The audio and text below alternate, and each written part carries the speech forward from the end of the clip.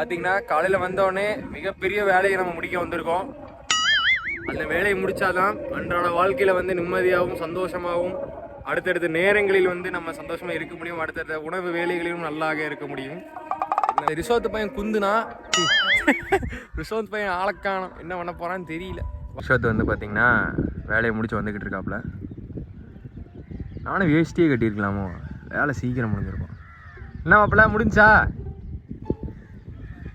காலை இந்த முக்கியமான வேலையை முடிச்சு போட்டு நீங்கள் என்ன நினைக்கிறீங்க இந்த டேவை?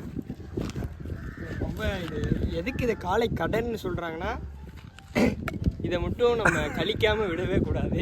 கடனை உடனே கழிச்சிடணும். அப்போ தான் நிம்மதியாக அந்த நாளை தொடர முடியும். நோட் பண்ணுங்கப்பா பின்றாப்பா. புதுசாக இருக்கே. ஆமாம், சும்மாவா சொல்லியிருக்காங்க காலை கடன்னு. கடன் அன்பை முறிக்கும், அதே மாதிரி தான் இந்த கடன். சரி ஓகே, அவளை போயிட்டு வரேன். சரியா? என்ன தங்க பாண்டி ஃபங்க்ஷன் மோடா? ஆமாம், ஒர்க்கிங். நாளைக்கு ஃபங்க்ஷனு.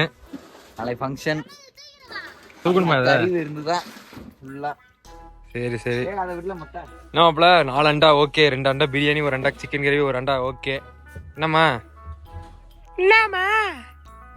சேரத்துக்கு கஷ்டப்பட்டுக்கிட்டு இருக்க?